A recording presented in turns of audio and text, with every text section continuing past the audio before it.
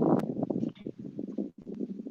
right, good morning and welcome to Broadband Breakfast Live Online. My name is Drew Clark, and we are here today with a panel of journalists who have been covering different aspects of broadband and the coronavirus pandemic that we're in the midst of.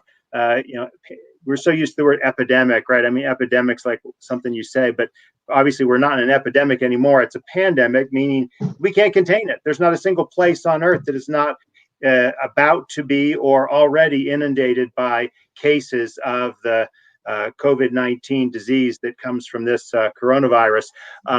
We're not health experts, public health experts, but we are journalists who cover broadband and cover the impact of broadband and its relationship to society. And we're seeing a huge role that broadband is playing as part of the reaction to this pandemic. And so we have, like I said, 4 journalists here to talk about how they're reacting to and how they're covering the issues associated with the coronavirus at this time. So let me go ahead and turn to our audience. We have Teddy Downey, who's CEO and editor-in-chief of the Capitol Forum. We have Paul Kirby, who's a senior writer or senior reporter for TR Daily. We also have Adrienne Patton, who's a reporter for Broadband Breakfast, and likewise David Jelke, who's a reporter with Broadband Breakfast. And we'll be focusing again on what you're doing in your coverage and in your publications to talk about or to cover broadband and the coronavirus. So let's go ahead and turn to you, Teddy. Tell us a little bit about Capitol Forum and how you're covering this issue. Yeah, so Capitol Forum, we provide investigative business journalism on a wide variety of policy and legal topics, including antitrust, and we do a lot when it comes to tech, media, and telecom. And our subscribers are typically investors, corporations, and people in government. So DOJ, FTC, Capitol Hill, people making big decisions.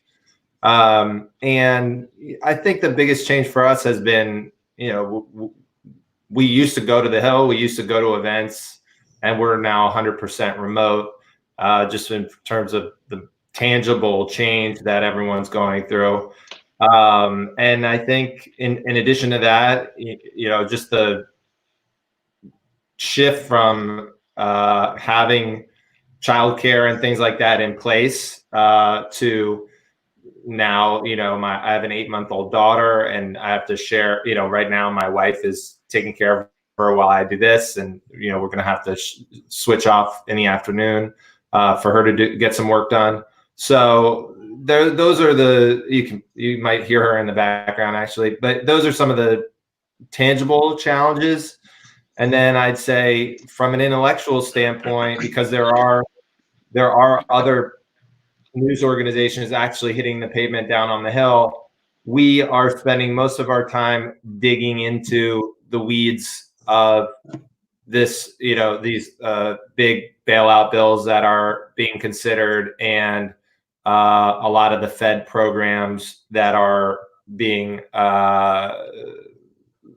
implemented, and trying to get into the weeds on how those will play out. And in terms of how that relates to broadband, I mean, we cover a broader range of topics than broadband, but certainly the FCC appropriations requests have a big effect on the broadband landscape from a business standpoint, and that's probably one of the main things we're looking at. And then obviously any mergers and any implementation or delays to any big telecom mergers or other broadband policy, like delays from coronavirus, we're focused on that as well.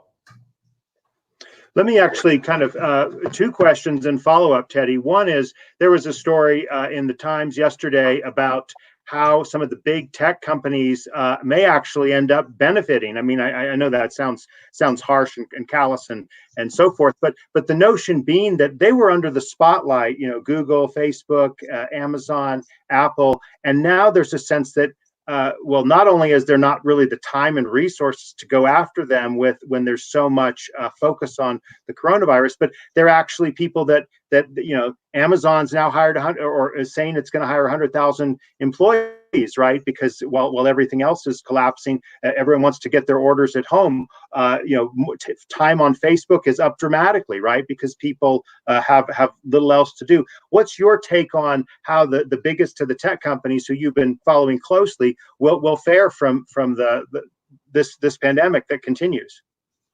I think the world is going to be a lot different after coronavirus. After the shift back to normalcy, when that happens, whether it's weeks or months or maybe a year, when that happens, I think you can sort of throw everything out the window when it comes to how any company that is sort of providing some kind of essential service is going to be treated.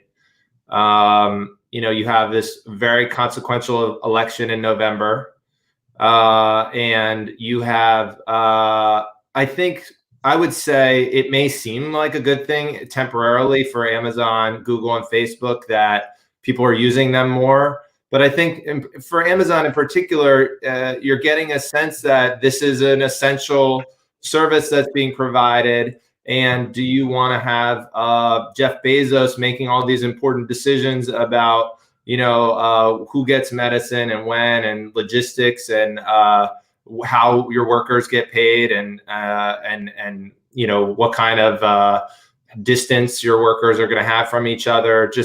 There are a lot of health. And you have all of that with the Postal Service, right? You have a lot of, the government is going to make those decisions about how the Postal Service works and what they get paid and how much time they get off and things like that. And I think over time, people are going to be much more aware. They're going to be much more thoughtful of who's making these decisions, and who. Is it in the workers' best interest? Is it in the public's best interest? And the more that these things look like utilities and feel like utilities, at some point they're going to be regulated, and the laws are going to shape them as utilities. And I think that's becoming increasingly clear. So in the short term, yeah, people are going to use them more. Over the long term, I think their whole set of governance is going to change. Great. And one more quick follow-up for you, Teddy, is the stimulus bill. I haven't checked for a few minutes, but I know there's been discussions from the major press that the Senate Democrats and Republicans are coming closer to an agreement. What's your sense not only of how that's progressing based on your reporting, your people on the ground, but also, is it harder to dig into things? Again, granted that's kind of the choice that many journalists are making, but there are still some people out there, right? Albeit practicing social distancing and so forth. How are you getting the best information you can in as timely a manner as you can? I think we are never really in a race to get the document first. We are in a race to dig deep into everything that's in there and sort of understand it at a deeper level than what you're going to get from a typical journalist, and therefore identify some stories that people are going to be interested in. So from a broadband standpoint, I think the FCC, asked for some for billions of dollars, a couple $1 billion, I think, or it might be more now, to tear, rip out the Huawei technology and replace it, throughout the U.S. Technology infrastructure. So we're looking to get into those type of stories more than we are, here's the latest minute by minute politics. In terms of the high level politics, I think we're covering it, but what we're interested in is, there's this Senate bill and these Senate negotiations, and then there's been a lot of people who are unhappy with some of the big proposals to bail out industry and to turn over tremendous discretion to Treasury and the Fed to support Wall Street and big business. And I think what we're focused, what we'll be watching, and I think interesting is the whole House of Representatives really going to sign off on this thing with a voice vote? And that's certainly what everyone seems to be thinking, that Schumer and McConnell are going to sign off on a bill, and then the entire House will just unanimously approve it. And that's really an incredible thing, in that this is not just sort of non-controversial payments to individuals to tide them over during the coronavirus crisis, but also massive industry bailouts that for a decade people have been upset about happening during the financial crisis, and have seen the fallout from that. And now they're going to rush into that again, seemingly, which I think is, that's going to be interesting to watch, to see if they can pull it off again. Yeah, no, absolutely. Great questions and thoughts. Your comments about the FCC are a great lead in to Paul. Tell us a little bit, Paul, about TR Daily and the coverage that you do of the Federal Communication Commission and other topics too. Sure. We were founded in 1934 after the Communications Act was passed, and so we've been around since then. I've been at TR Daily for 20 years. My colleague Lynn Stanton started about 25 years ago. Our readers are law firms that represent companies, the internet providers, the telephone companies, edge companies, the FCC, people on the Hill, people at the Commerce Department, state legislatures, state public utility commissions. So they keep track of they want close coordination of the policy. We were worried when the internet became popular that people wouldn't pay for us anymore, but kind of like Teddy was saying, we go deeper too. We go deeper than kind of the general mainstream story. And so we try to cover things that the mainstream press is not covering it to a level that people need for their jobs and to make policies and to make laws. And so we've been covering the FCC. Obviously, there's a lot out of the FCC. We and a couple other publications cover them kind of wall to wall, and that can be difficult, particularly when each day they're either putting out orders, they're granting a special temporary authority for spectrum, they're granting waivers. So each day, since this has really gotten hot in the last couple of weeks, the FCC's been doing something. They're asking carriers to voluntarily agree to certain things. So we've been busy covering all that, as well as the legislation on the Hill, as well as things that may be percolating in the states. So would you say, and just a basic question, has the volume of orders out of the FCC increased over the last week because of this? And if so, how is that getting managed, given that the agency is working in an all remote fashion? How would you rate their ability to perform in that fashion? So, I mean, I would say that the overall total number of orders maybe has an increase because the FCC puts out a lot of stuff, and of course, it's usually done on delegated authority by the bureaus. It's focused now. It's focused on things that are in response to the coronavirus. And obviously, they're all telecommuting, but they seem to be doing a good job. I mean, as I said, a lot of it's done at the bureau level, but there are important things that are being done, whether it be special temporary authority for T-Mobile or Verizon or Sprint or AT&T to use the spectrum of other carriers, whether it be waivers and relief dealing with Lifeline, whether it be E-rate. So they've been pretty efficient. But I would say the total number of orders is not necessarily more, but each one is, because there's a lot of routine stuff that the FCC does day to day, but all the Corona stuff is obviously very important to us and to our readers. So we're writing more of what they put out each day than maybe we were before. Now, the FCC has a monthly meeting. I believe it's part of their charter or their requirement. At least they always hold a monthly meeting. However, they arrange the calendar. I assume they've made this electronic or not. Could you comment on that? And obviously, that kind of impacts the broader tenor. I mean, there's been discussion in the mainstream media over the last 24 hours that why is Congress still meeting in person? Why can't they do things remotely? And there's, again, some discussions about that, maybe beyond our purview. But Paul, just with regard to the FCC, what are their plans on meetings and how they're going to continue their business as this drags on? So they haven't officially announced it, but they put out each the FCC is required to have one meeting a month. Now, they're not required to do anything to adopt any items. In fact, for several years, the January meeting was a meeting where they would just have presentations on what the bureaus and offices are doing, and they wouldn't actually adopt items. But they have to meet. So the expectation is, because they're working remotely and the building is closed, that they would meet remotely. So it would probably be, I assume, a webinar and then a call-in or just webinar. They've been doing some of their advisory committee meetings, including one today, have been meeting either via webinar or just teleconference, just a phone call. So I would expect the FCC is putting out what's called their sunshine notice. It's the official agenda for the meeting, which is next Tuesday. And they'll put that out this afternoon. And I would expect on that to explain that it's an electronic meeting and how the public can watch it. Because again, they're remote. Right. Now, they have had times in the past where one member of the FCC has not been there. Some years ago, 10, 12 years ago, Commissioner Cops had back surgery and he wasn't able to go, so he called in.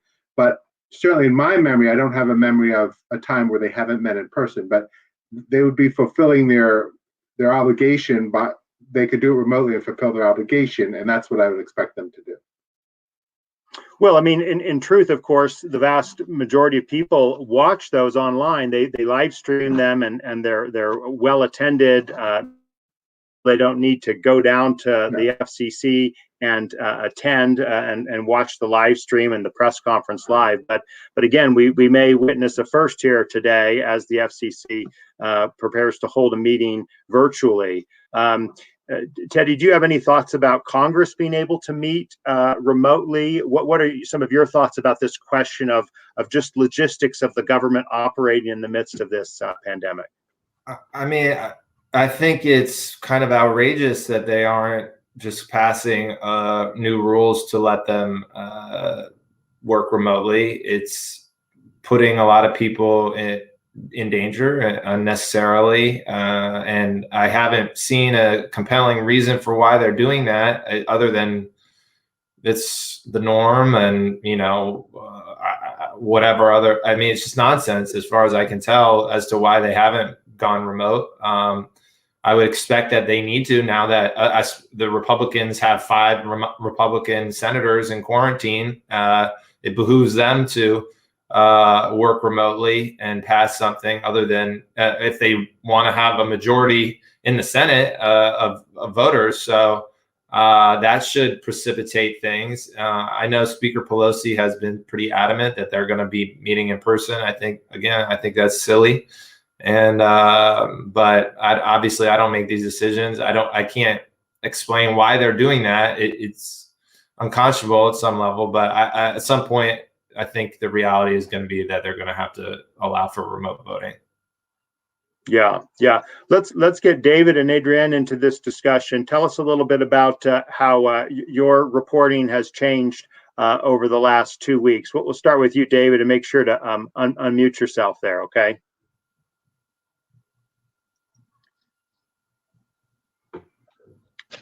Hey, all right, there we go. Yeah. So when it comes to the reporting side of things, I mean, Teddy hit on it pretty well. We no longer have access to the Capitol, which was about half of my stories were based on Senate hearings and House hearings. And there were also a lot of in-person events. But the thing about what we cover is that a lot of it already tended to be webinars and online. So I think maybe for our industry, the adaptation might have been a little easier and quicker on us. So that's probably the biggest day-to-day change. In terms of, what we decide to cover, I think, personally, I've focused on the angle between coronavirus and, anything that intersects with coronavirus, because it's just the issue of the day, and that is what readers want to read about. And it's also going to have downstream effects on almost every, on most beats that we've been following, with the exception of, like maybe the auction ban, which the auction for the C-band and the 3.5 gigahertz band. I just heard that that's going on as proceeded, which is pretty amazing. But for the most part, there's a lot of postponements that then be reported through live streams. So we just have to keep on tuning into those live streams, Drew. Yeah. Well, one of the things that we've been, kind of increasingly dawned on us is how different aspects of broadband, telehealth, teleeducation, telework are going to impact our coverage and society in general. And Adrienne, why don't you describe a little bit about your experience kind of looking into telehealth and teleworship and teleeducation as we've sort of brought out more and more about this. But now pretty much everything we're writing about is really how this is impacting the broadband world. Sure.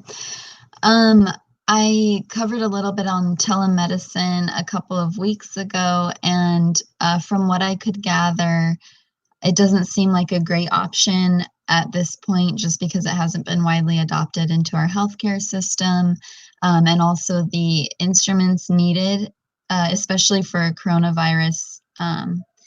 They're really expensive. A lot of people don't have access to the instruments, so that doesn't seem like a viable option at this point, at least for the majority of the population. But covering teleworship and education, how it's been affected by coronavirus, has been really interesting. I covered a meeting over Zoom yesterday where Mitt Romney was speaking to a group called Silicon Slopes in Utah. And the Church of Jesus Christ of Latter-day Saints in Salt Lake City is bringing home most of their missionaries that are, they're all over the world. And so 12,000 missionaries who are U.S. Citizens who live in Utah will be returning to Utah over the next few days. And they've moved to remote church meetings completely. So members are conducting their own worship from home, and then also reaching out to other members through Zoom and different platforms. And education-wise, I've really been trying to reach out to several teachers to kind of see how they've been affected. And a lot of school districts are still on their spring break this week. But I reached out to a pre-K PE teacher to see what she was going to do, because I was curious how she was going to keep teaching PE. And she's been recording videos on Loom and doing the exercises through Loom, and then sends those video recordings to the parents.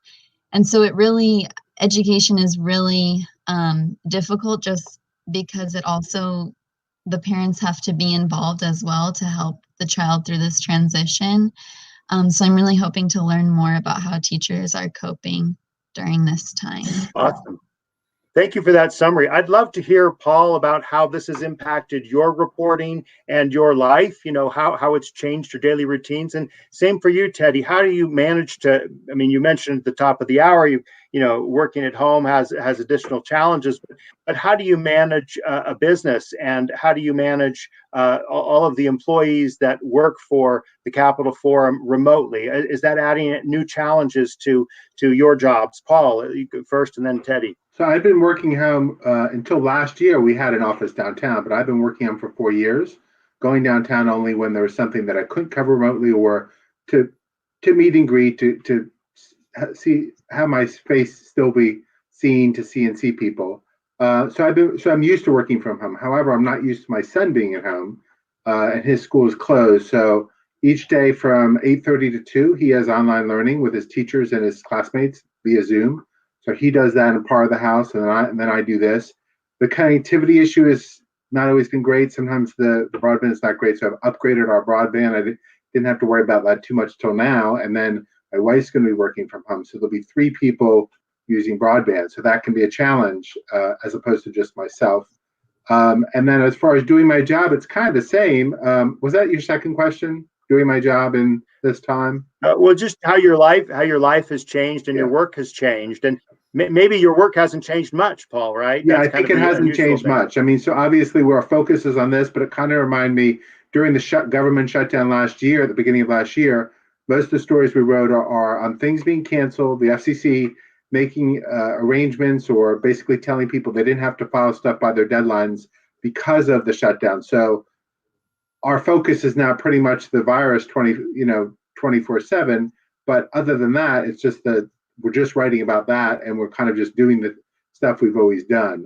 As long as we continue to have our internet, even if they have everyone has to shelter in place, which they've not done in Maryland yet, we'll still be okay as long as we have our internet and our phone. So yeah. Well, and it's interesting. We've been covering in different episodes of Broadband Breakfast Online. We've covered bandwidth issues and how firms and companies are reacting. We've covered teleeducation and higher education. We had Brendan Carr talking about the FCC. I mean, these are issues that we're trying to stay on top of. And Paul, the difference with the government shutdown is their government officials were not supposed to answer their phones, right? They were like forbidden from answering their phones or checking their emails because they were technically off the clock. But now has everyone been ordered to check their email? I mean, what, just from a day-to-day perspective, can you reach people? Do you have their mobiles? I mean, are they responding to calls? I guess I use email a lot anyway to reach people, or text. So depending upon the person, if it's someone who wouldn't want people to know that I was talking to that person, but someone who talks to me, I often will text that person or email them anyway, but probably text. So I'm reaching them the same way I would reach them. Yes, they're available by cell phone, or they're all working from home. So I use email and text just like I would normally do. I don't have any more trouble reaching them than I did before. Because again, as you know, the FCC was, if you will, a closed building, in that, unlike the FCC before, you couldn't just wander in the building and wander around and chat with people. You had to go through security, have a reason to be there. So it's not like I was hanging around like a cop or beat reporter talking to people going in and out of the building before this happened. Again, there's a lot to cover. We try to make our most efficient resources. So most of it's done electronically anyway. So I still use email and text just like I did before. So that really hasn't changed that much. Now, if I was a reporter spending every day on the Hill before this and scrumming people in and out of policy lunch or in and out of votes, then that's a little different. Yeah, no, excellent difference there between the FCC and the Hill. Teddy, your thoughts on how things have changed for you and your work? Yeah, so one thing that's a big change is I used to go to New York once a month to do meetings for recruiting and sales.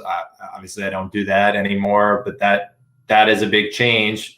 We have workers in New York, reporters in New York, but mostly our business is international. We have a reporter in Hong Kong. We have a team in Brussels doing antitrust reporting for China and the EU.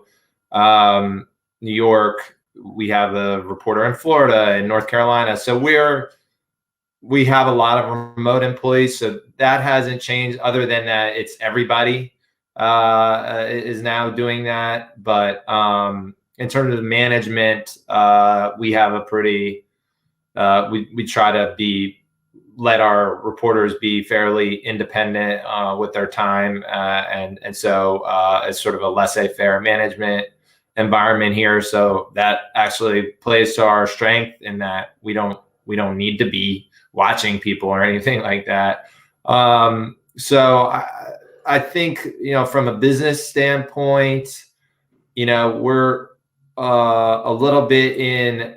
I think it is hard to stay focused and not be pulled in too many different directions on coronavirus, because things are happening so quickly and things change so quickly. We are designed not to be reactive. We are designed to be investigative, forward-looking, deep dive journalists. And when things are moving this quickly, it is harder to do that. Now, I think there are now more opportunities. There are going to be a lot more opportunities, given that there's going to be a 1,000-page piece of legislation and Fed rescue efforts willy-nilly, and just a lot of implementation of all this money that's going to be spent. I think there's also going to be ripe for abuse as well, which is something we also look into. So I don't think there's going to be any shortage of work.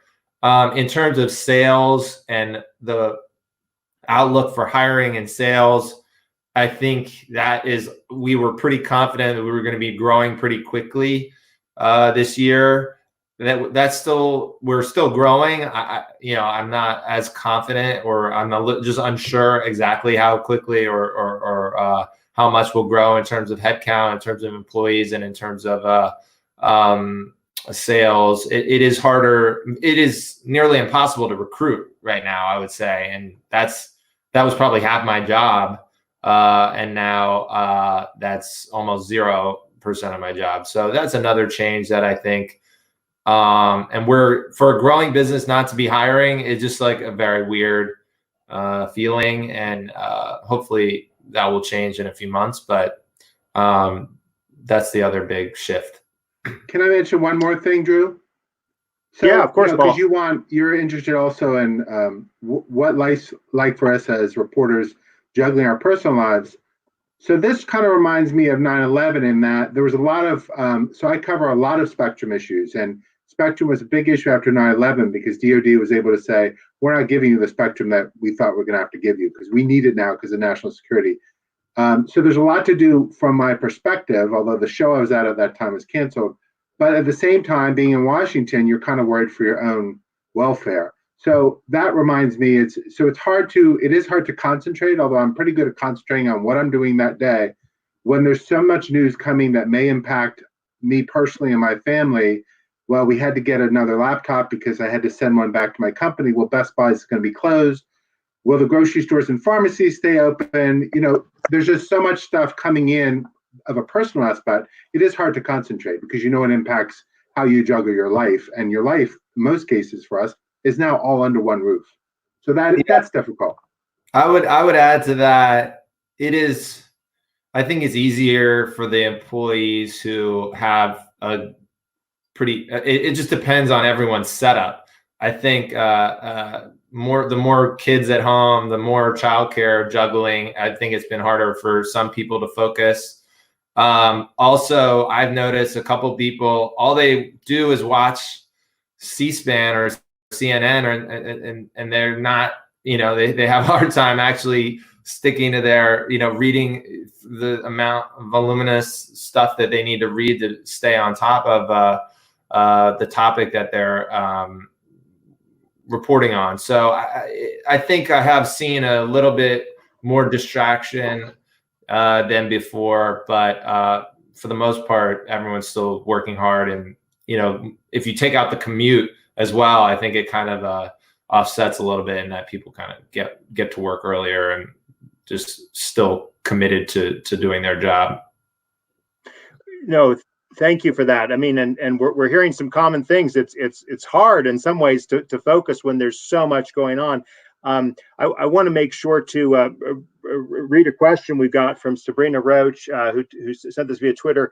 She says, "Have you heard of colleges working with their alumni association and local credit unions to supply internet and device grants to students?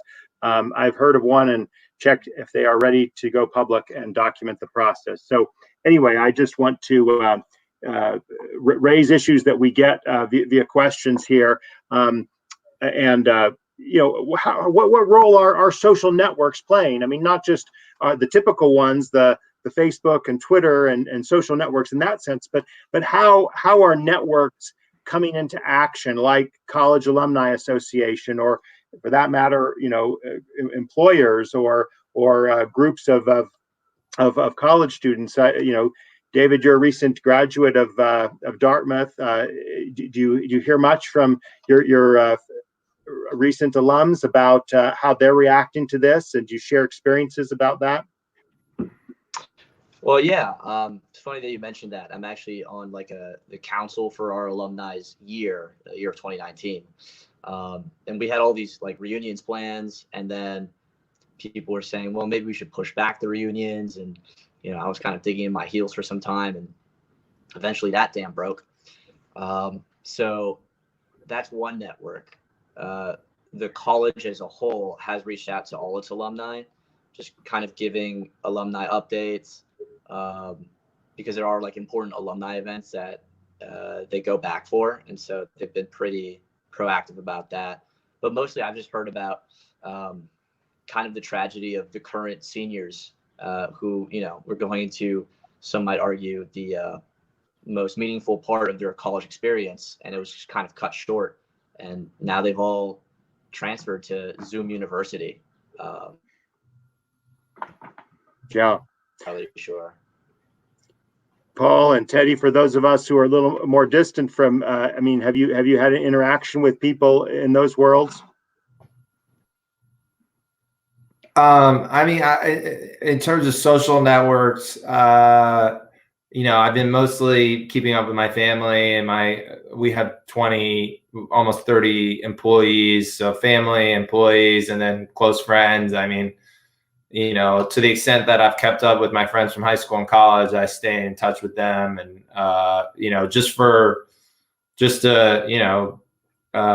because we're sheltering in place here, the only humans we see in person are on our daily walk. So Zoom and whatever, FaceTime,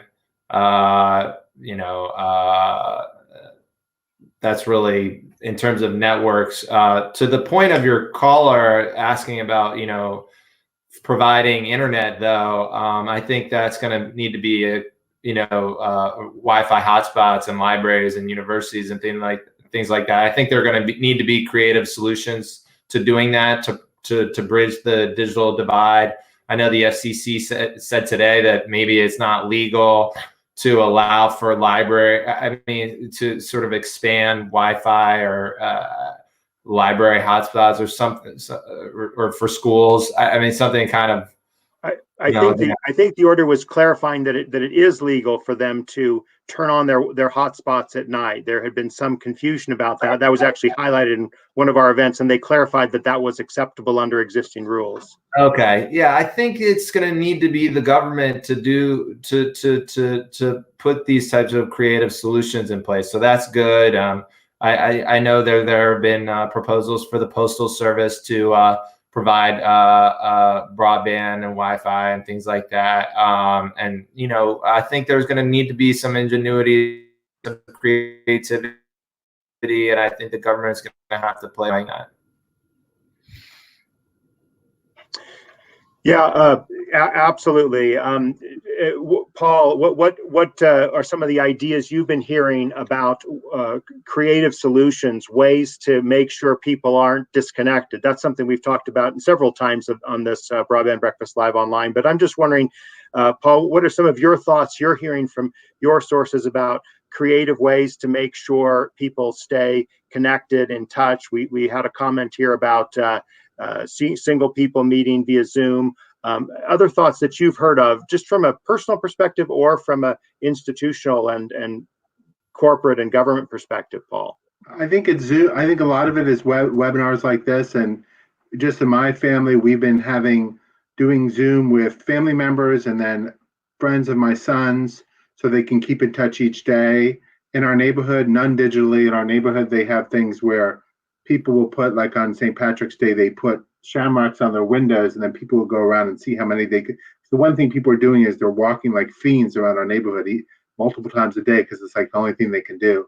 So it's a way to kind of wave at people as you walk by them. But I think webinars like this for family and friends and associates, I think, is a lot of it, to be honest with you, because then at least you can talk with them and you can see them.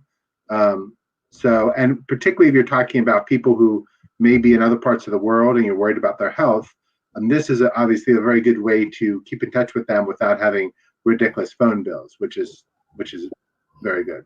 Right. David, what's it like for you? You're still in Washington, aren't you? Yes, sir. What's the environment like when you go for walks? What do people look like? A little more hunched over, trying to get to wherever it is they're going, because they're not out there to bump into people. I will say, I live right behind Supreme Court, and going for runs around the mall. The mall is like the one place you wouldn't expect, or you couldn't tell that there's like a pandemic going on, because unsurprisingly, going for runs / walks is like one of the few escapes that people can do. And so DC is already pretty running heavy city, and so there are a lot of people, maybe more than usual, just going out for runs in the mall. Go to downtown yesterday to personal errands, and that part of town is just completely abandoned. It kind of looks like something out of an apocalyptic TV show. I mean, I know people are indoors in their own homes, but yeah, if you go to hope I'm still on the show. Okay. Yeah, it was just buffering. Yeah, we can still hear you. We can still hear you.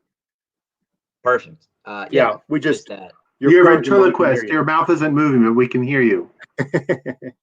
Perfect. I have a little thumbnail now. Yeah, just the businesses all are very shuttered, and the coffee shops you're used to walking into to get work done, I mean, those are just shut down too, and it's a little grim to look at. Yeah. Interesting comment here from Val Mead. I find we are going back to old-fashioned phone calls.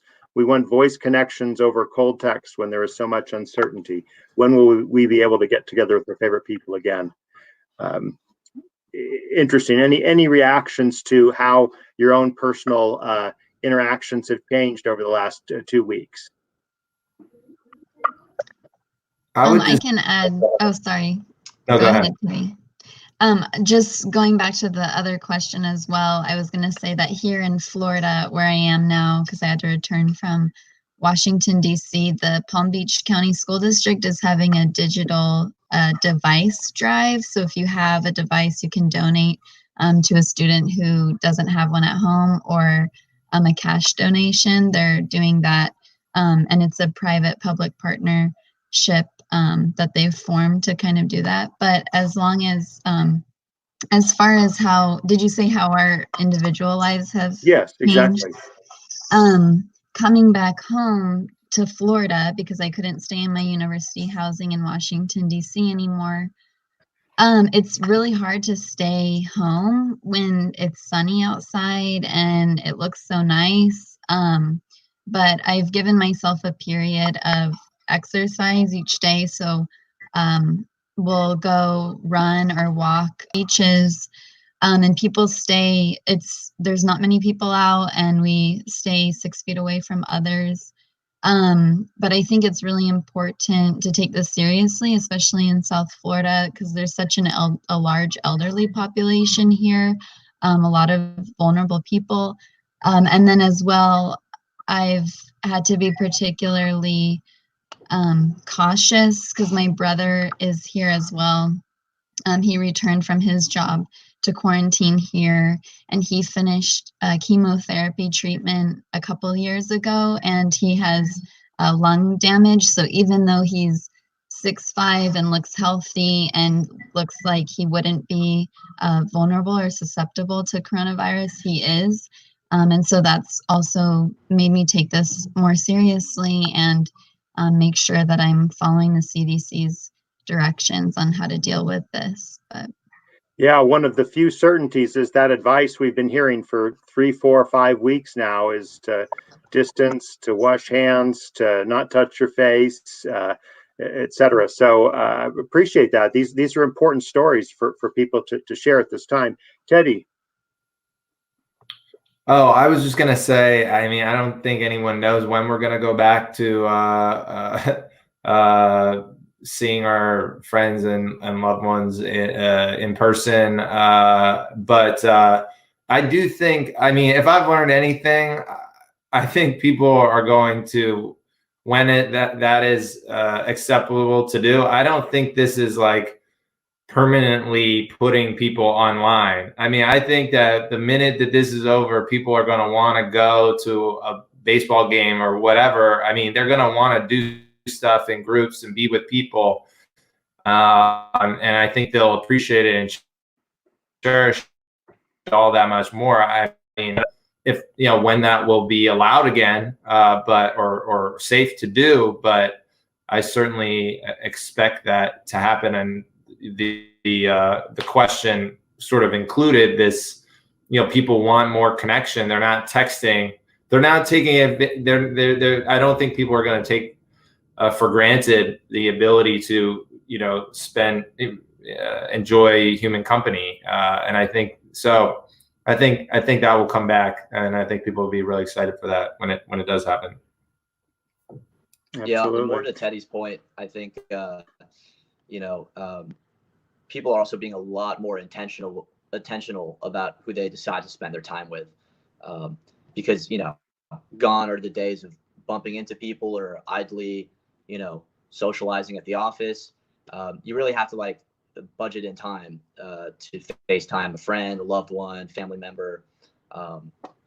Yeah, because especially if you're the unfortunate soul who like lives alone in an apartment, the effort on that part, because this could last for months, and that can have a serious effect on your mood.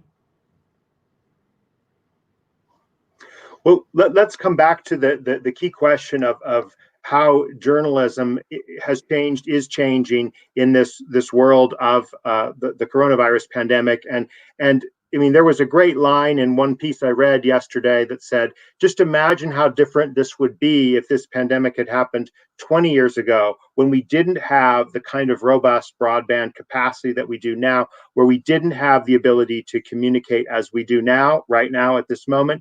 I'm just wondering whether there's going to be, and this is a slightly different question from the one I asked a little bit earlier, Teddy, about the big tech companies. But is there going to be the last 18 months, 2 years, we've begun to see a tech lash, not only at the big companies, but about spending so much time online.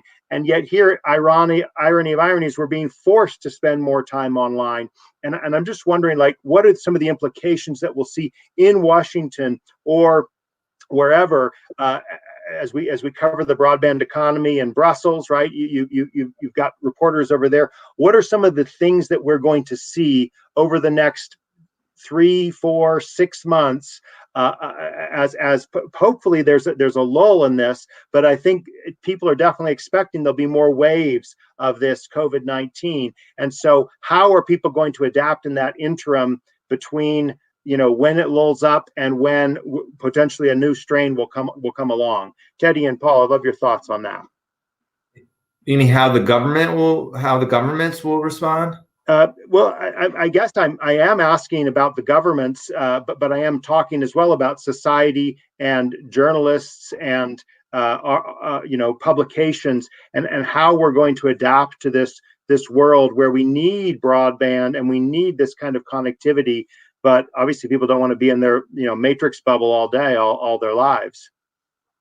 Yeah, I mean,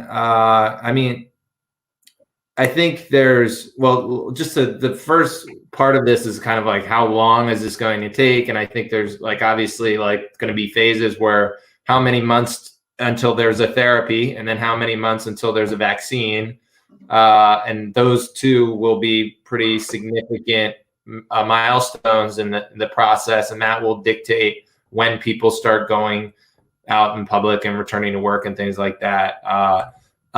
In terms of journalists using broadband, I mean, I think we're pretty much past. I mean, most journalists hopefully have a broadband connection. I mean, I think the real issue about broadband access and connection is for poor people and rural people, and that's going to need to be that gap is going to need to be closed if school, and it's going to be particularly important if children are attending school and they can't participate in their school if they don't have a high-speed broadband connection.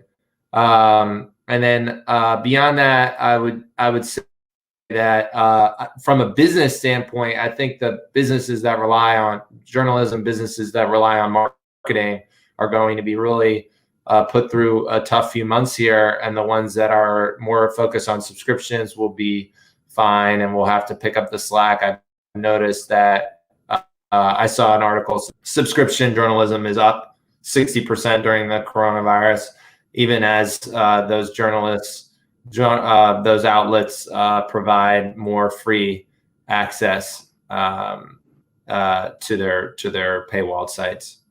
Yeah, that's actually an interesting point, and we'll get to the rest of Paul's story in a moment. But New York Times has lifted part of their paywall. Other publications have as well. Both of your publications, Teddy and Paul, are subscription based. Do you make any of it available for free right now, or just kind of this point you just made, Teddy, about greater access during the coronavirus? We put a fair number of articles beyond the paywall especially when we think there's a significant public interest. Mm-hmm, mm-hmm. My company is putting some of the stories of our publication and our other publications beyond the paywall because of the interest in this topic. So yes, we are in the process of doing that. Now, Val Mead writes, "I would like to hear the rest of Paul's story." I'm not sure if What was my I story? understand what that is, but Yeah. why don't we give you the microphone, Paul, to continue? Maybe your personal, how you're interacting, how you're reacting to the coronavirus pandemic. Right. I'm not sure if I started a story and forgot to finish it, but I was just talking about being at home. I don't know if that was what Val was talking about and just juggling, but Teddy talked about it as well. I have a 12-year-old, so I don't have to watch him every second, and he's the most studious of students, but he's doing his online learning upstairs, and I'm down in the office here. So I'm not quite sure what the story was. Val, if you want to elaborate, I'll go back to my story, whatever my story was. As far as going forward, Chairman Pai put out a blog this morning basically saying this does show the importance of networks during a crisis like this. So I think the focus on security and network resiliency and things like Huawei, I think that will continue once this is done. I don't think they have much time for some of that now, but because it does show the importance, if anyone wasn't sure, and as Teddy said, the importance of bridging the digital divide, because there are people, one of the issues in the county that I'm in Montgomery County, there's 150,000 school children, and many of them don't have computers and broadband. And so the school system is looking now. They haven't announced it, but they're going to be extending the closure of the schools, and they're looking to get devices to all the kids and seeing if they have broadband so they can start doing online learning. They haven't been doing learning. They gave them packets of materials and some websites to look at, but no real-time online learning. So certainly this, as Jessica Rosenworcel and others at FCC said, this does highlight that issue of quote unquote the homework gap. If Val wants to tell me what my story was, I'll go back to it, but I've forgotten what story I was talking about. Okay. Well, we have one more question here while we're waiting for that one from Lisa Shaw. A lot of authors have loosened copyright restrictions right now too.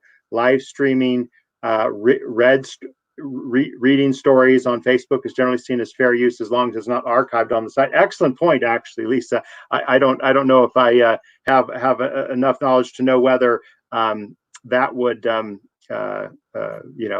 run afoul. Anyone on our panel want to discuss that question? I don't know. I guess that says I can't sue you, Drew, if you start reading my stories now. It says I saw Chris Walken read Where the Wild Things Are. I highly recommend it. It was hilarious. The book? Here's the rest of Val's. Oh, neighborhood connecting at a distance. So for instance, we have a lot of young children in our neighborhood. So on St. Patrick's Day, they said, everyone draw a shamrock, do a picture of a shamrock, put it in your window, and then everyone's walking around constantly. And so then people would say how many shamrocks they saw. I know that sounds just terribly boring, but when you're stuck in your house and you really want to get outside, and everyone keeps distance from themselves. So then on Friday, they said, everyone paint some rocks and put them in your front yard. And one neighbor said, stop stealing them. You're stealing my rocks. But anyway, and then you go around and you'd see how many rocks you saw. So basically, people are trying to figure out ways to maintain a community, maintain a connection with their neighbors and friends, some of whom in my neighborhood, they've known for decades, without getting too close to each other. And so that was what people are doing. Because you said, Drew, well, what are ways people are keeping connections? And not all of it is digital, but of course, then you've got to keep your 6 feet. Now, sometimes that won't.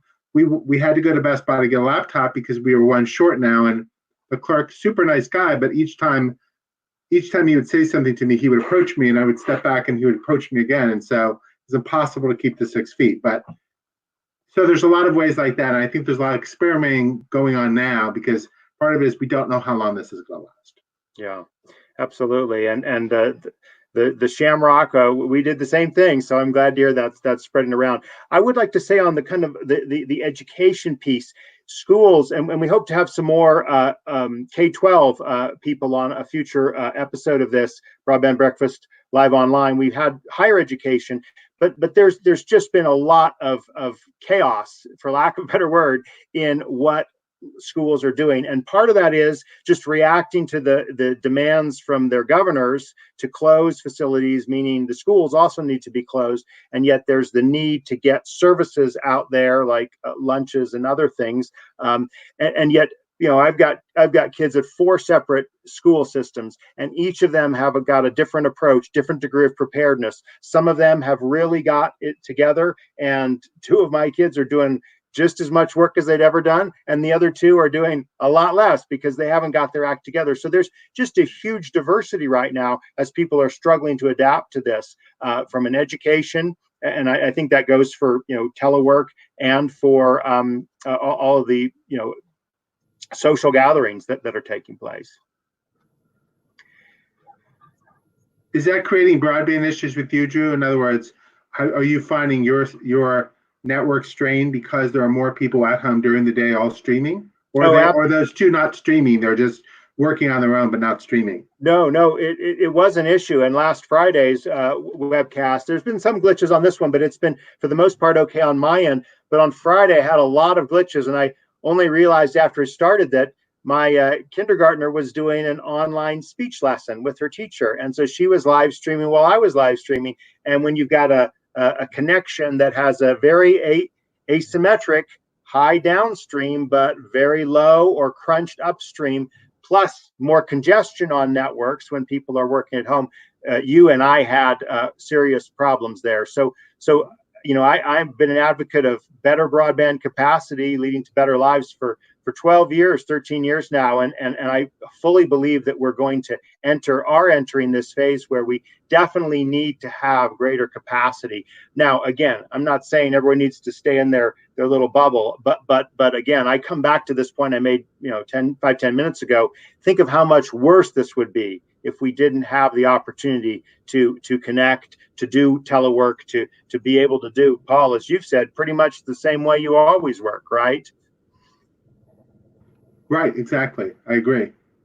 Well, we're coming up on the top of our hour. I really appreciate each of you being online. Let's just close with some final thoughts by each of you. And the question I'd really have is, what do you expect will change in your use of broadband going forward? And we can phrase that however you want, the next month, the next 6 months, the next year. What are you doing either differently or the same with the tools that we have available? And let's go in reverse order. Start with you, Adrienne, and David, and Paul, and we'll end with you, Teddy, as we stop at 1 o'clock sharp.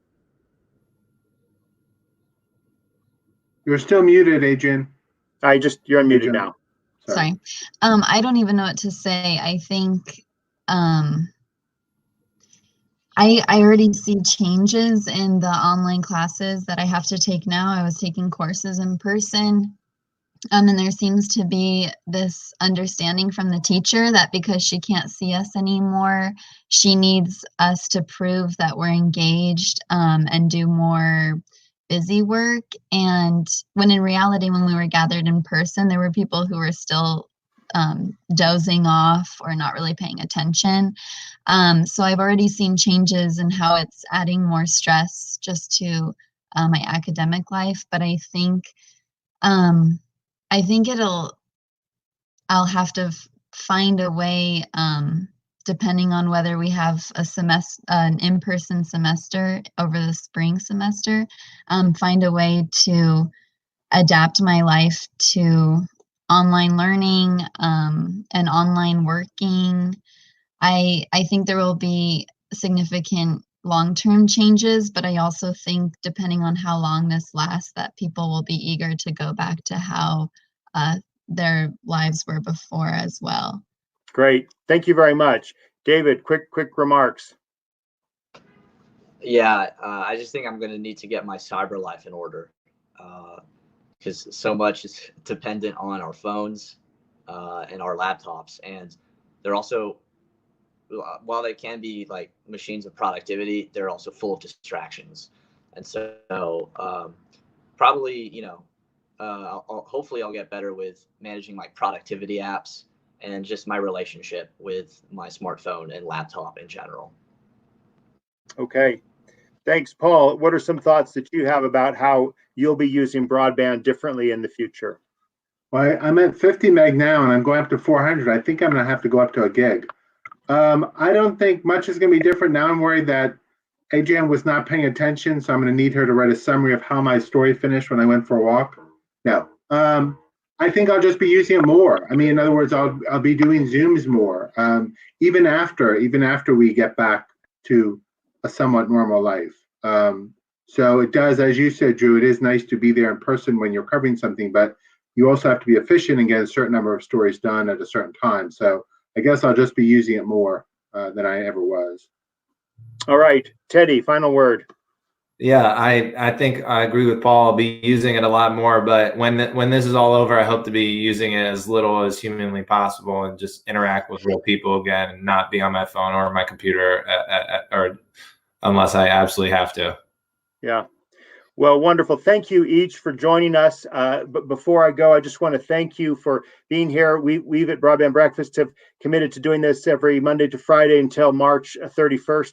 We basically want to continue this experiment to get information, news, and share ideas about how broadband can assist in confronting the coronavirus pandemic. We appreciate your time. Tomorrow, we expect to be back with what some of the providers are doing to confront the coronavirus. Thank you again, and we'll see you tomorrow at 12 noon. Bye.